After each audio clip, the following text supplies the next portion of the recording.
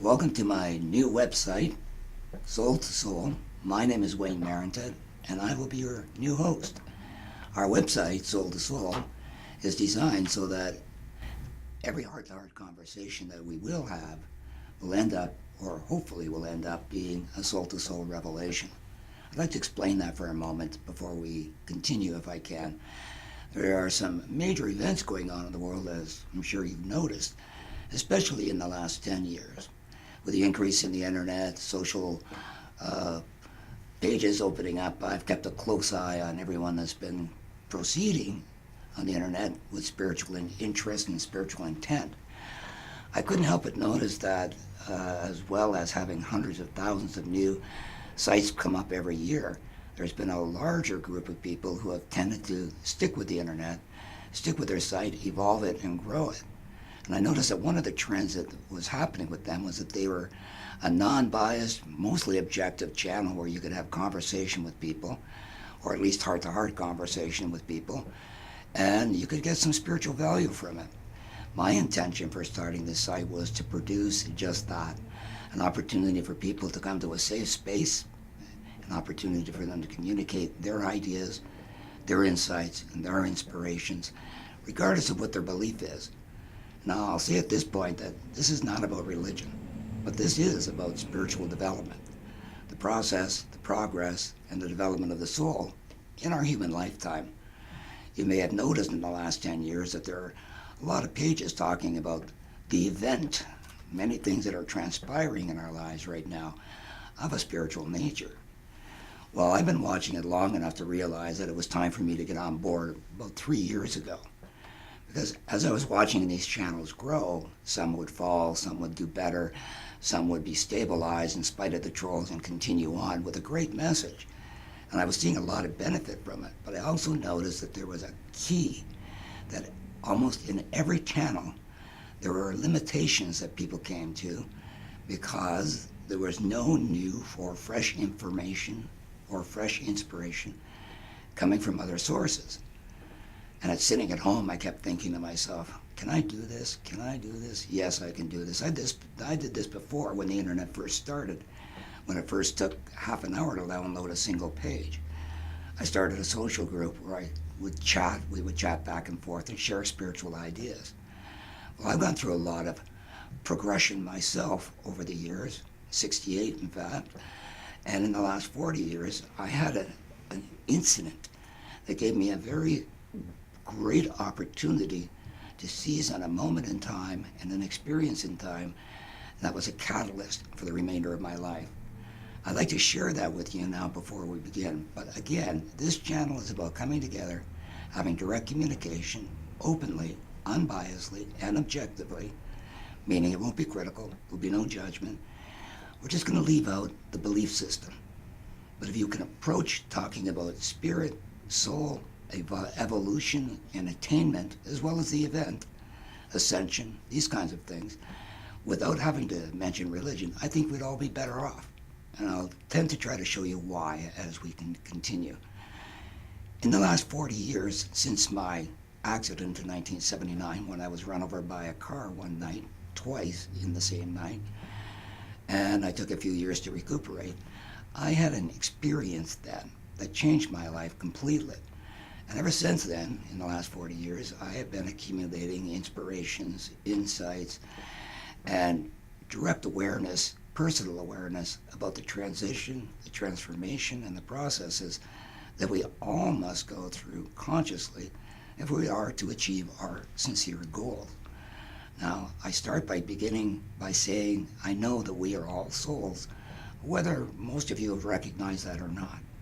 And we're all in a process that takes us from one day to the next through experiences, one after the other, showing us that experience and education are synonymous terms. I've never had an experience that I didn't get an education from. And I've never had an education where I didn't experience the entire education through learning and study and self-application.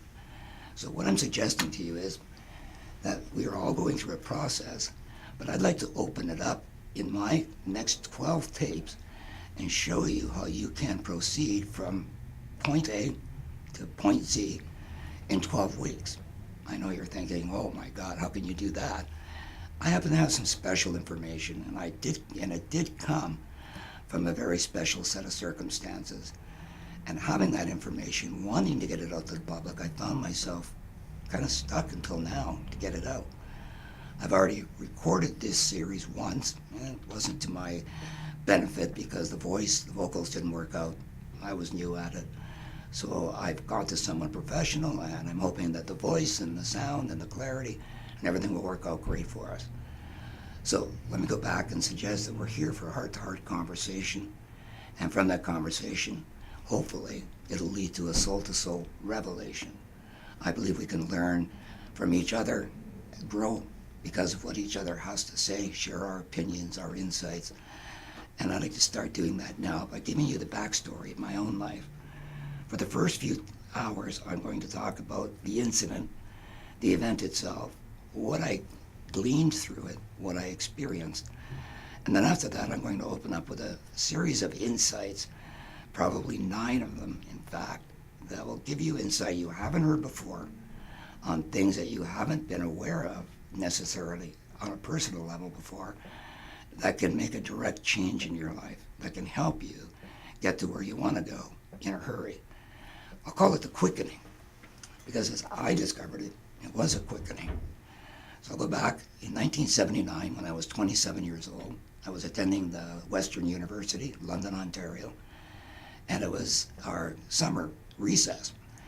I decided to go out, get a new apartment with some friends, share their expenses, and get ready for going back to school.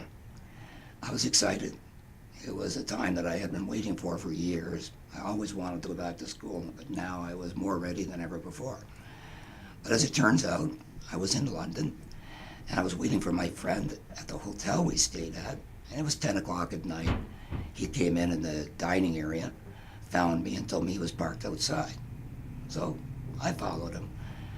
We went through one of the lounges that they were having. There was a band, a 9-piece brass band, I believe, and it was probably the end of disco era, but it was live band, great music, great horns. It was fantastic. I stayed a few minutes, and then when I wanted to leave, I was told by one of the bouncers that I had to go through the back door because there was too many people trying to get in. So I left through a side door, went out into the parking lot, while my friend went around the other way to get the car. When we finally came out, I found myself staring at a scenario. There was a guy and a girl. I couldn't tell by looking at their faces who they were or much about them, but I could tell that it was a violent scenario. It was getting more and more violent. The shouting had increased while I was observing. By 10 minutes outside, by the time I got to my car, I heard a clapping noise, almost like a light bulb being popped. I turned around quickly just as I went to open my door, and I noticed that this man had hit this woman with a beer bottle that he had in his hand.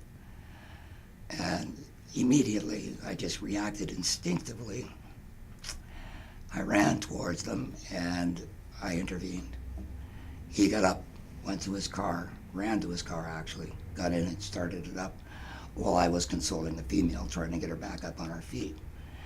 As I was helping to hoist her to her feet, I heard the car engine start, and he had gassed it. And when he put it into drive, I could tell he was in a hurry. The tires were screeching, the noise was growing larger, and within a few moments, that car approached us intentionally, and I was very close to a wall, so he didn't have much room left. We tried to dive out of the way. It didn't work very well, although she did get away with a few bruises and a few cuts and some stitches from the beer bottle later on the next day. I happened to land in front of the hood, halfway in the air, where it hit me at just the right impact, saving my face and probably my life. But it threw me through the air. And I remember rolling through the air thinking, oh my God, I'm gonna die. And I was half surprised and amused, curious about the event. It seemed like it took 20 minutes for me to hit the ground. It was only a second or two. But it was very, very slow. And as I bounced and shuddered and stopped, I heard the car backing up. Well, he had hit an island that was in the parking area. As he put it in reverse to escape, he didn't see me because I had bounced out of the way.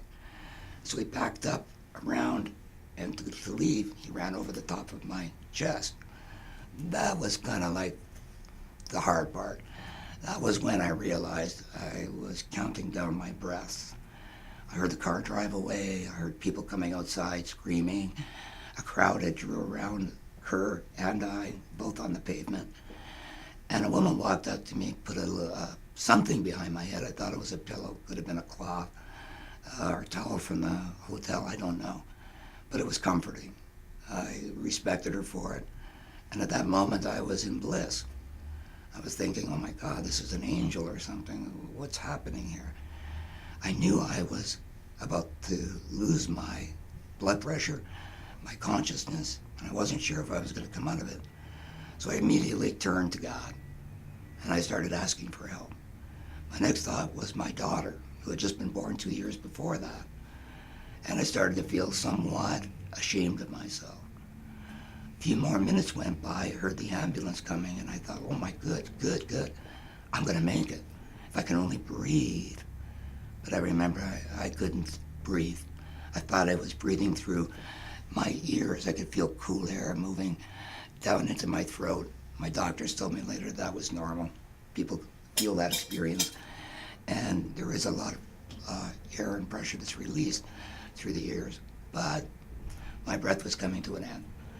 So as I counted down the moments, expecting the worst, thinking I would die, I heard sounds. Things were changing.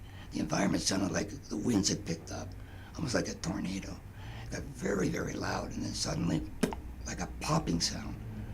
I didn't hear anything anymore, but I was in bliss.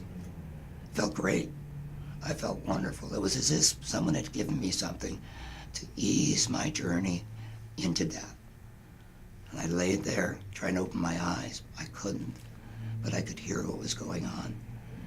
And the next thing I know, my hearing and my awareness had returned. And I wasn't breathing, but I knew I just had to hold on, just wait. The next thing I remember, I'm in the ambulance, and they're trying to resuscitate me. I remember watching it, thinking, I can't feel this, but keep going, guys. Yes, don't give up on me.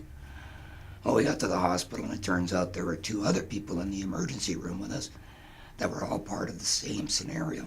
I hadn't known this before, and I didn't find out until after, but I'll tell you now. There were 2 police officers that were off duty that were in the club that night at the hotel. They had been accosted by this man earlier in the night. One of the police officers was on a date, and the girl he was dating that I tried to help, that got run over with me, her ex-boyfriend, who was the one that ran me over, was after her and her boyfriend that night and threatening them. A fight broke out, and he actually cut the officer in the face with a beer bottle and got thrown out for it. Well, the police officers were waiting at the front door for an ambulance. I was in the parking lot waiting for mine, and we all went together. So this whole scenario was a surprise to everyone. Also, when the car ran over me, it flipped me on my side from the pressure, and my suit that I was wearing that night got stuck in the undercarriage, along with my identity, my wallet. So as my hip split, my wallet got stuck in the material and then stuck onto the undercarriage of the car. And that's how the police found his car, and more evidence that I was the one that had been run over that night when they went looking for him. Anyway, as the story goes, I'm in the hospital. The doctors are running around. I could hear everything, but I couldn't feel a thing. I couldn't feel my hands. I couldn't open my eyes. Nothing. I was just gently, quietly, graciously alive and happy and waiting to see what they could do for me. Next minute, I tried to raise my hand. I knew I was stumbling. I just couldn't, so I forced myself to try to. And apparently my arm wobbled off in the air somewhere, and one of the doctors noticed. He came over, and I had written down the phone number of my parents. So he gave them a call and asked them if they knew who I was. They thought that I was a police officer off duty myself because of these police officers that were involved. And in my wallet was a picture of my younger brother, 7 years younger than me, that was almost identical. And he had just graduated from being a police officer in Ontario. So it was interesting that they did everything they can to save our lives, my life, because they thought I was a police officer. Lucky for me, I was just a student. So anyway, they took me upstairs. This great team of doctors that I eventually met, there were 7 of them that night who were just graduating. It was their final day. They had been in surgery most of the day, and they were about to go home at 1 o'clock in the morning when they found me. And the doctor that got the note from me took my pulse and said, look, this one is not DOA, let's take him upstairs. They took me upstairs and it began. Well, they did what they had to do. I had a 28-inch neck. I had bled internally. So my body began to swell, my neck was swollen, my eyes were too swollen to open, and I had a lot of scars already on my skin and on the surface of my face from having scraped the surface. But that was the least of it. They didn't realize at the time that I had a fractured larynx. That's why I have a problem with my voice these days. But I had a fractured larynx and was actually mute for the first 2.5 years after the accident. During the surgery, they had to remove part of my pancreas had exploded with my spleen.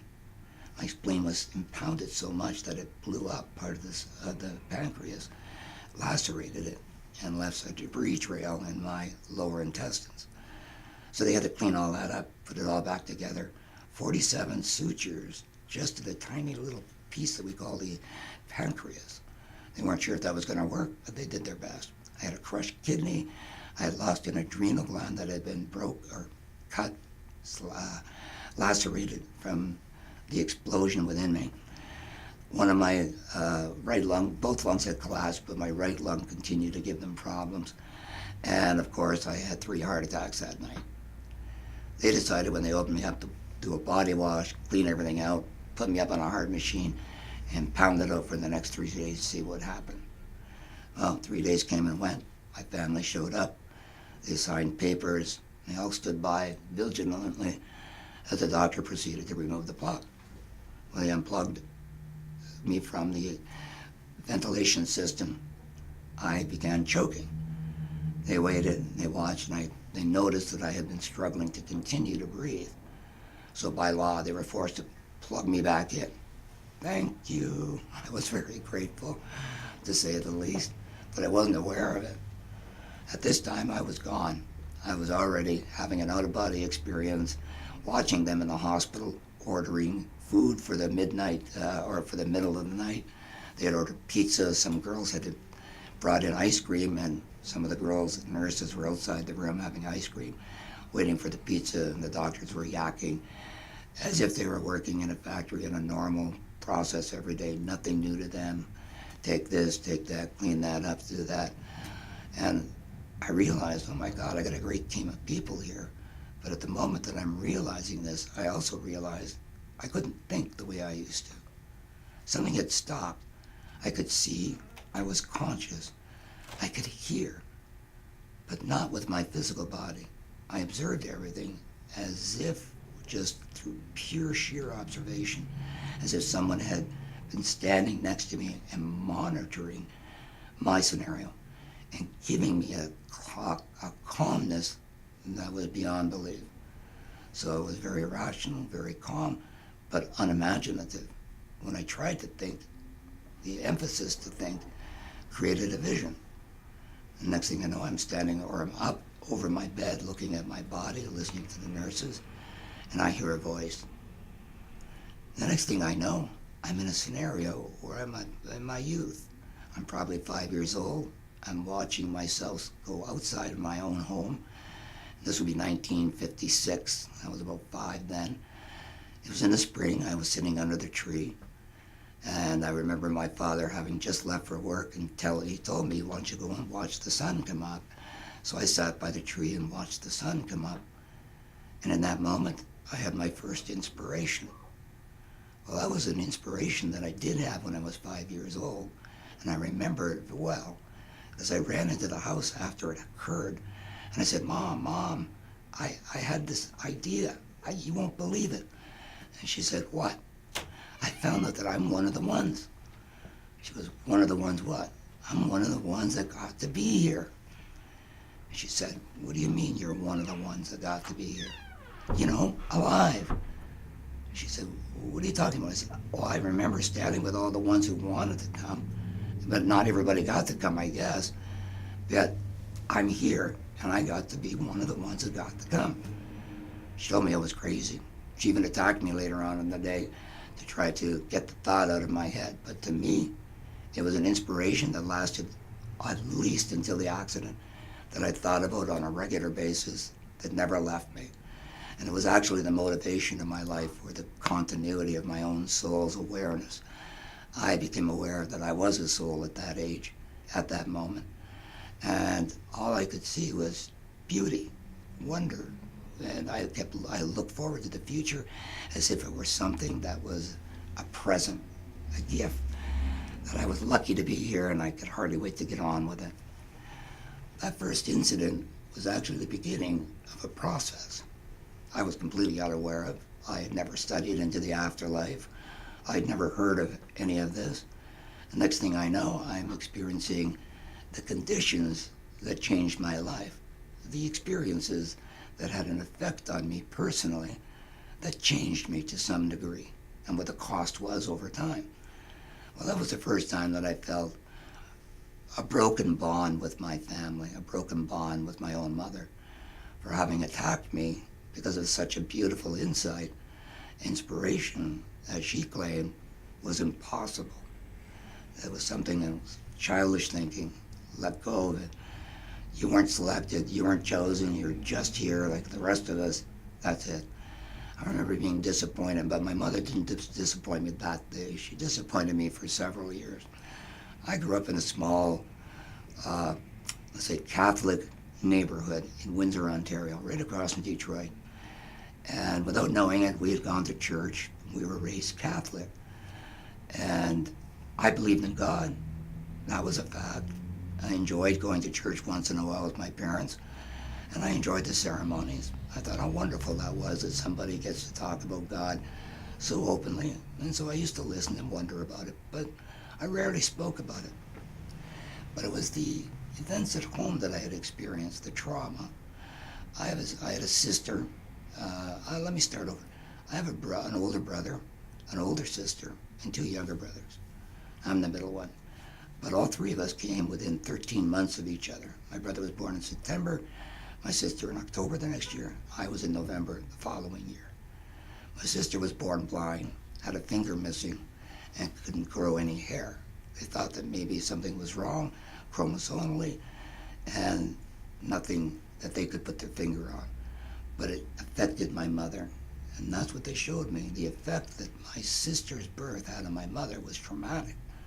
She had no expectation, no idea that this would happen to her, and she thought she had been somehow told by God that she needed to restore herself, or that something was wrong with her, and that my sister was the evidence. So she told me one day that later on, that after my sister was born and found out she was pregnant with me, she didn't want to go through with it. She was afraid that she'd have another vegetable, as she put it. But that's not how it turned out. And as it turns out later on, she hated me because I could tell her what I saw from the beginning. I had an open mouth, I couldn't stop. And whatever she did that I thought was ignorant or rude or unnecessary, I would let her know. And she hated me for it. So we got hit. We got what we called spankings almost maybe 3 times a day, every day, and sometimes more, with a stick. The stick was just a small 1x2, but it was shaved off enough to do some damage. And so when you got hit by it, you bounced. So this kind of conditioning, this kind of effect, this kind of trauma, a broken bond, left me feeling defensive, protective. And that was the first time I recognized that it wasn't my fault, and it wasn't even her fault. Something else was behind this, but the afterlife process continued. Again, I can tell you that I remember there were 3 individuals involved in my afterlife process. They stood around me, near me, close enough within my vicinity that I could sense and identify them.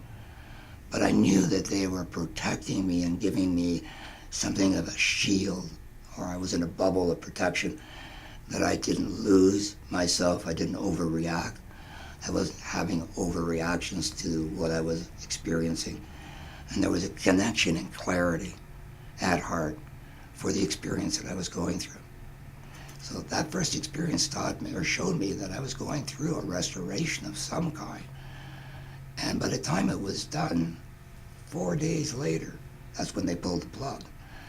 I had come back with so much data, I could hardly wait to get to it once I became conscious. But the scene doesn't stop there. When I got through the restoration process, I had actually been brought through a revelation of all of the incidents in my life where there was something either negative or something that was corrupt or something that lacked morals, conscience, integrity. Any of those events, any of those words used, those were the experiences that came forward. My sense of shame for having died in the parking lot, leaving my daughter behind, all of my own sense of guilt, all of the things I had thought I had done that weren't worthy and that weren't really a part of my nature, but I had run into as a teenager. I wasn't a great person, mind you. I wasn't a bad person either. I was just average. I kept my conscience, but I had a budding personality.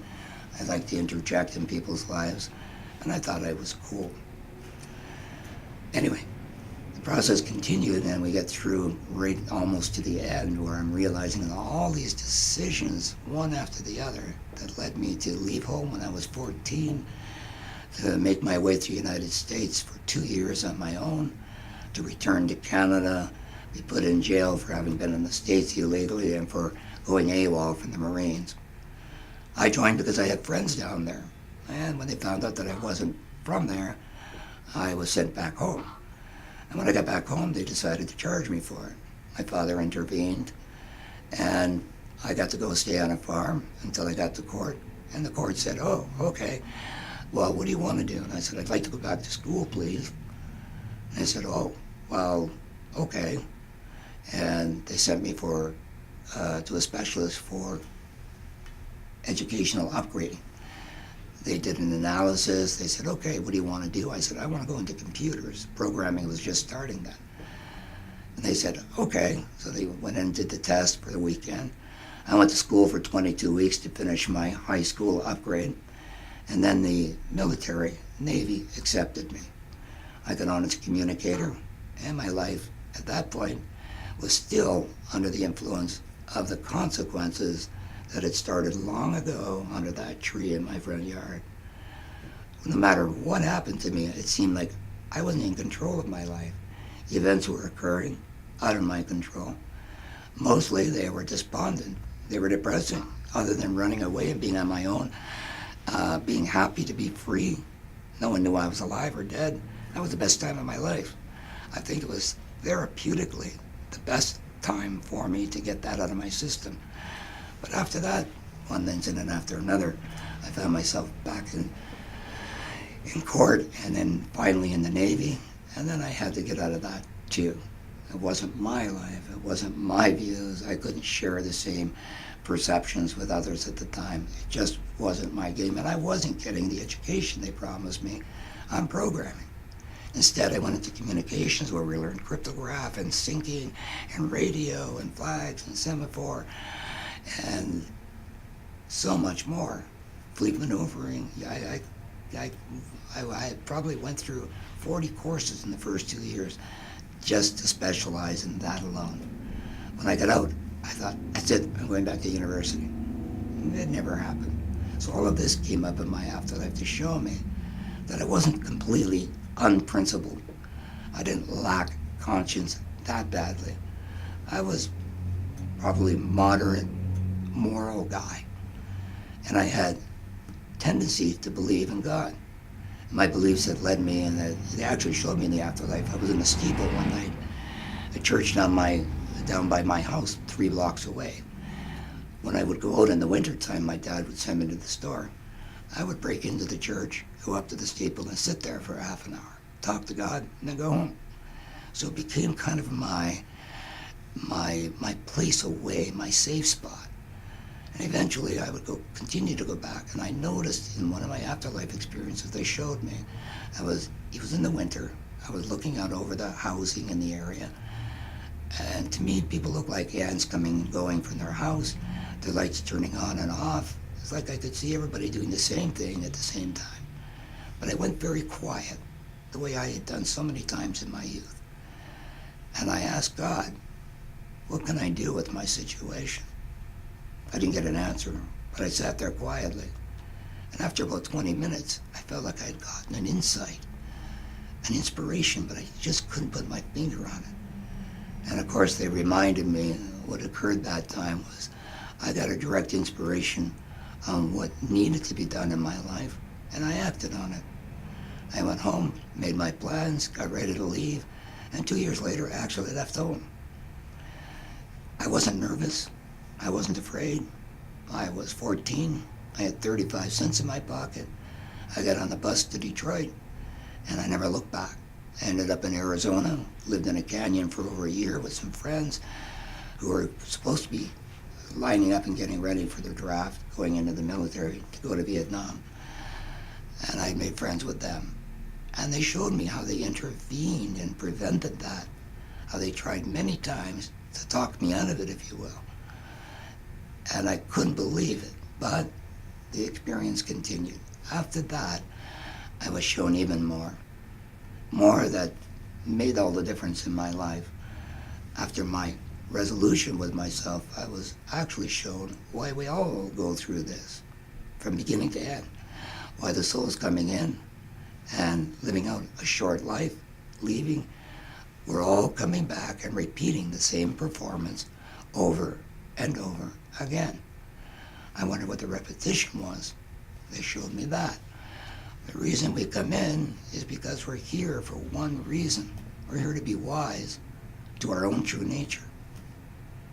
What I found out was that, yeah, we're all here to experience itself. And if you think about it, every experience adds up to something almost unfathomable. Insight, comprehension, perception, clarity even, consciousness. So what I found was I was a sentient being, which they explained through sensory responses, sensory resonance, electromagnetism, how everything in the universe had been arranged as a temporal universe, where the geometry was designed to bring about the bodies that would give us what we need to get through this life and then return. So my next level was experiencing actual life beyond this world. I experienced past lives, future lives, and then I came back to my present life 4 days later. And that's when things really began. When I first woke up, after choking to death, a few weeks later I got conscious.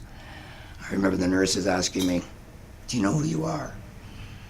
I thought, "Sure, I do." "Well, what's your name?" And that's when I realized I couldn't talk.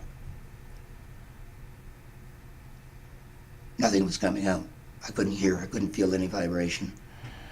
And the doctor came back and he said, "Can you tell me your name?" I was trying to remember. He said, "You know what day it is?" I took a guess. "No," he said. He said, "You know where you are?" No, not sure. But he could tell I was confused. He said, "Don't worry about it. You're in Victoria." And immediately I went back to the Navy. I thought, "Oh, I'm in Victoria. What's going on? What's happening?"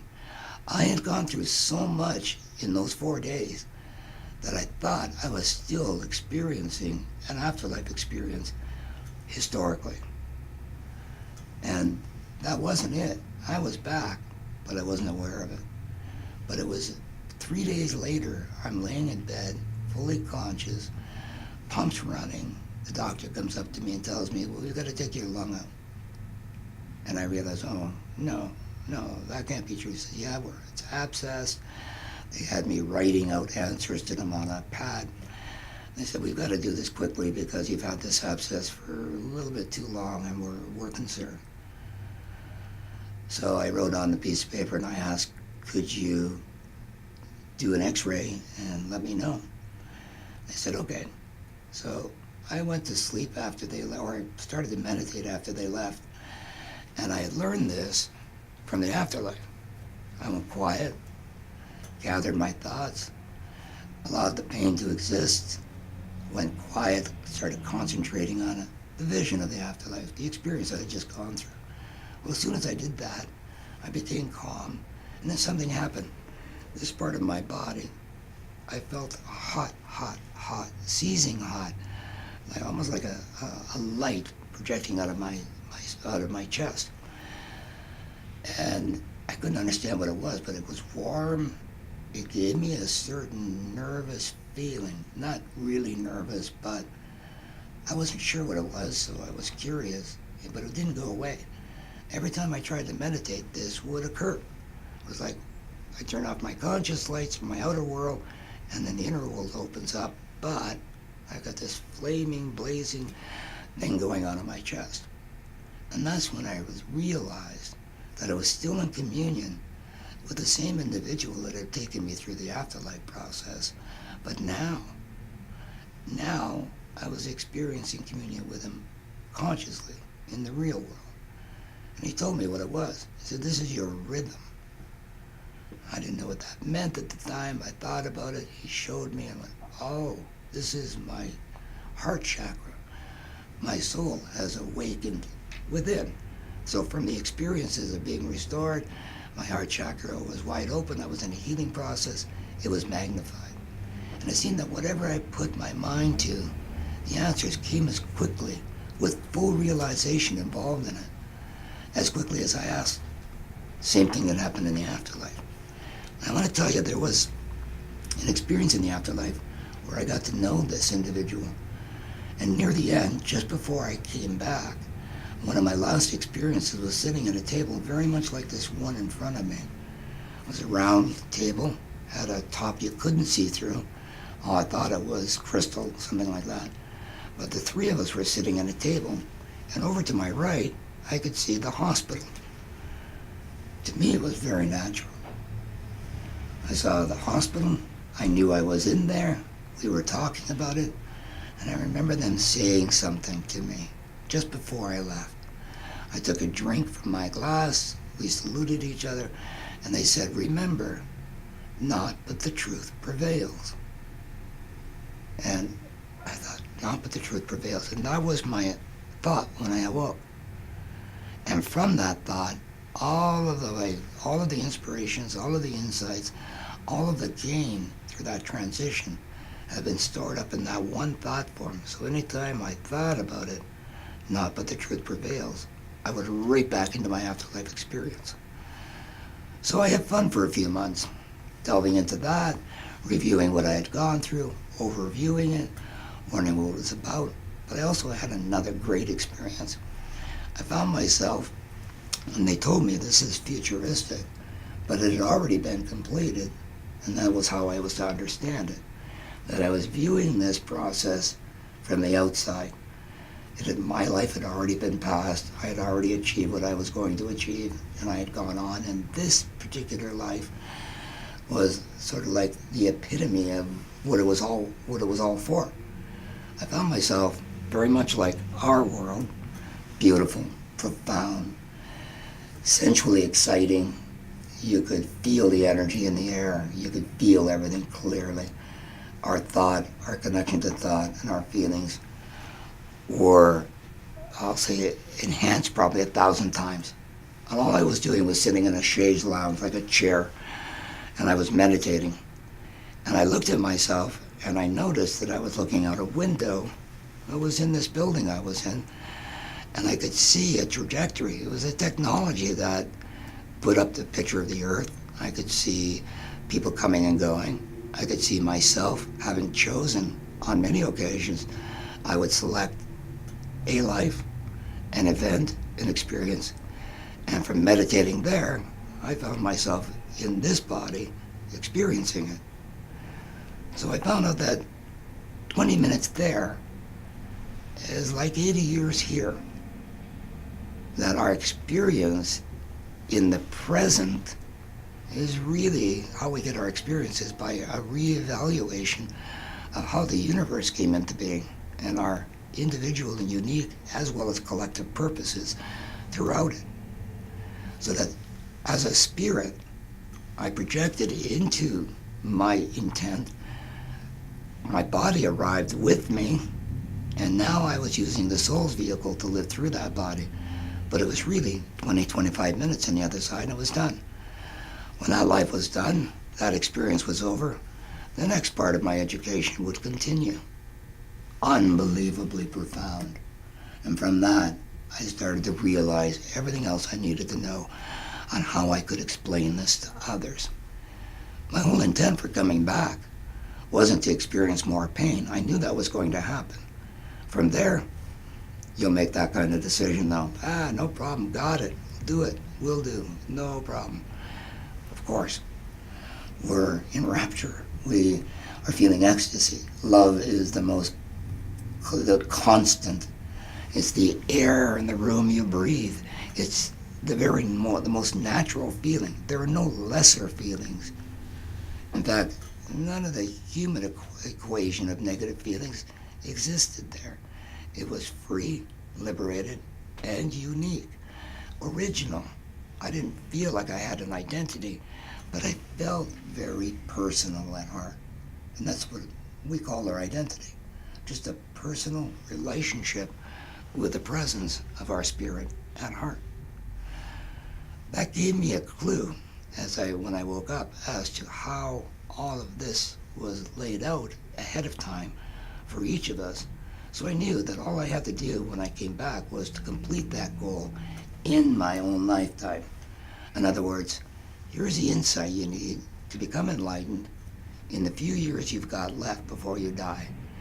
Do it now, and it'll save you all this time, plus this is where you're going. So for me, it was a great choice. I'd be happy to do it. And so when I woke up, first things I wanted to do was write this down, get into everybody's head, tell them what had happened. So I started writing the story. And a nurse had been assigned to me at that time to look after me because she seemed to understand what my needs were. I had dressings that needed to be changed every 4 hours. I had equipment that I was attached to. I had abrasions that were being taken care of, that were still being bathed every week. And she looked after every bit of it. Even when she wasn't on shift, she came in to look after me. I was lucky, very profound. And she would read my notes. And as she's reading the notes, this would have been probably July of 1979, just a few months after all this happened. I told her the story that in the afterlife, my father had passed away on my parents' anniversary, on November 22nd, that same year. And that my mother was worried about my afterlife experience, thinking that I had made a deal with the devil. And how could I possibly end up in the church sitting right next to the casket, because that was her seat. But that was the story I had written. I'd gone into the church, my uncle had helped me. I sat down in the front pew, casket was on my left, and I wrote the story out. And she took it to my parents without me knowing. My father used to come and visit me. Well, she took it to my mother, showed her, that was a problem. Because on November 22nd of that year, my father did die in the hospital with me. He had a heart attack in the same hospital I was in. He was there for 2 weeks. He had continuous heart attacks. My doctors tried to look after it. But I was with him the moment he passed. I reassured him as best as I could. But to me, this was a testament of fact. I didn't just see this happening, experience it happening. I knew this was going to happen. I expected it. And to my surprise and to my great disappointment, it actually occurred. So one part of me was happy, another part of me was grieved. I've never gotten over my father and the loss of my father, because he was the single most and probably the most honest person I'd ever met. but he was the dad of his times. He went to work 24/7, came home, slept, went to work, ate, sleep, work. He didn't take care of the kids because they made a deal between him and my mother that she would raise the kids and he would raise the money. That he would make the living, but she had to make the living worthwhile. And so she got to rule the rules. I missed him greatly, but because she read that, took that to my parents, my mother wanted to read the rest of the book. I hadn't finished it yet, but I did let her read into it. And some of the incidents that occurred exactly the way I had written them. I ended up getting my voice back 2.5 years later. I went to a doctor and told him that I thought it was possible that if they opened up the larynx, cleaned everything out, and I reattached my vocal cord, that somehow I'd be able to breathe better. And whether I could talk or not, I could use one of the instruments. He came up with an idea that this doctor had been working on regenerative medicine. And they put an electrode, after they opened up my larynx, took a bone from my jaw, inverted it, stented it, meaning they put a plug inside and ran a wire to a battery that sat on the outside of my neck. And every few seconds it would give it a little charge. And that was to stimulate the bone growth, hoping that the larynx would seal and I would be able to continue to have the cosmetic appearance of a larynx. Otherwise, I would have the concave neck and be using one of those, you know. So again, great fortune. Doctor went ahead. 6 months later, they pulled the plug. I went to speech therapy, and I had about 40 small operations where they didn't put me under, but I was close to it, and they stuck Teflon injections into the muscles above my larynx so I could get a pattern of vibration that would enhance my potential for speaking.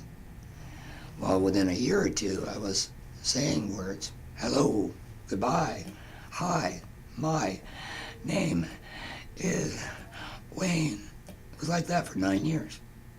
After the 9th year, I finally got an ability to roll with the punches, to hold my breath and speak at length, and then grab my breath at the end, and then go at it again.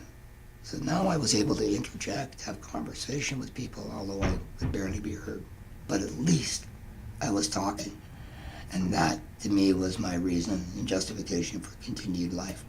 I wanted to live so bad after that, you wouldn't believe it. I did invocations every day, please let me live. But I also remember from the afterlife that I had a 12-year period of potential. Didn't mean it was guaranteed. That by 1991, if this event occurred, I could look forward to 3 more years. And if that occurred, then I could get 3 more years. So I kept looking for this. And in the 12th year, 1991, I was in Mexico.